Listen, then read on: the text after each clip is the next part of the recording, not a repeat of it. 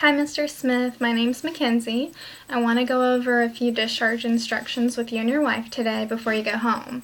So I have a few handouts for you. They're from the American Heart Association, and they talk about stroke. There's a lot of information on these handouts, so I'm going to send all of them home with you, but I just want to skim through some important things to note. So you had what they call a TIA, transient ischemic attack.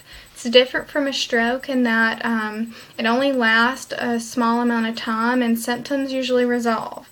So what do you need to know about this? Well, a TIA often is an alert that you have an issue going on where you could be at risk for developing a true stroke. So TIA, you don't want to ignore it. If this occurs again, you need to do as you did, seek immediate medical assistance. Usually in the TIA, that means there's a clot that blocks an artery for a short amount of time. If a stroke were to occur, that means that artery could be completely blocked and your brain cells are not receiving proper blood flow, and so cells start to die. When cells start to die in your brain, you can have long-lasting effects with symptoms, so it's important to seek medical attention immediately.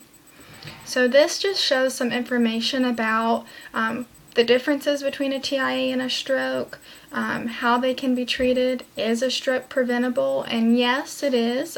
So a lot of times it can be preventable, reducing some unhealthy lifestyle choices, and then also recognizing what the symptoms are and seeking medical attention as soon as you can.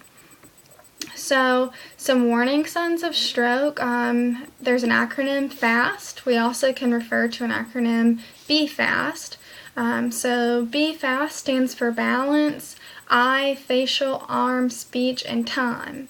So is your balance off? Are you having trouble with dizziness or walking, coordination, any eye problems, so blurry vision, sudden darkness, unable to see, facial drooping or facial weakness, especially on one side, arm weakness, again, especially on one side, any speech slurring, and then time to call 911. If any of these symptoms are occurring, it is time to call 911 and head to the nearest emergency room to seek intervention. There are often times where if you seek intervention in a timely manner, stroke symptoms can be treated, and then sometimes symptoms can be fully resolved. So let's look at another handout for you. Risk factors. There's several risk factors, and some can be manageable and decreased. So one risk factor you have is age, and that's not modifiable. But another risk factor that pertains to you is high blood pressure.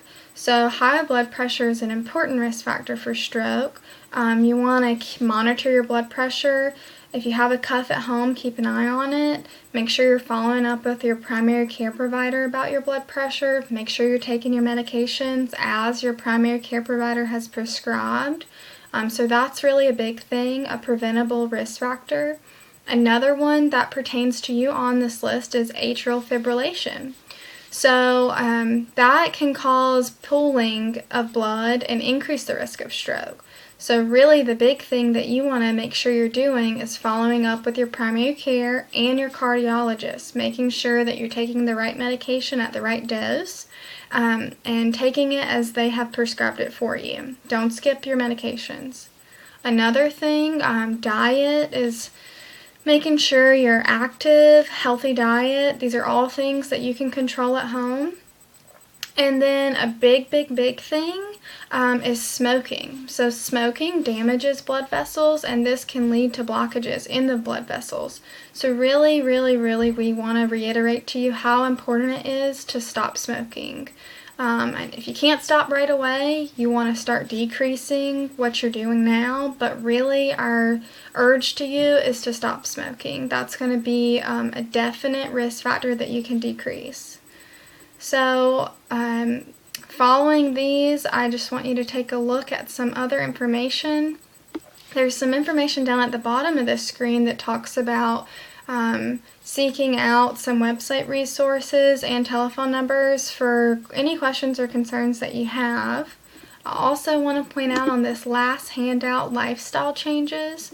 So what can you do? Stop smoking first is to make the decision to quit and then stick to it. Maybe find a group of people that don't smoke or that are in the same process that you're in. And then just remember to seek out support from others. Don't try to do it alone. I know that can be hard. Smoking is really a key thing. Take your medications on time. Get your blood pressure checked regularly. Try to maintain a healthy weight. Decrease your stress level. And then just seek support if you need it, okay? So these are some really key things that I want to send you home with. I hope that you will reach out if you have any questions or concerns. If you start developing these symptoms again, please call 911. Go to your nearest emergency room so that you can get immediate help. Time is brain, so that is really the big takeaway from this. You did the right thing by coming in, and I hope that you making some of these lifestyle choices and changes can really benefit you and prevent this from occurring.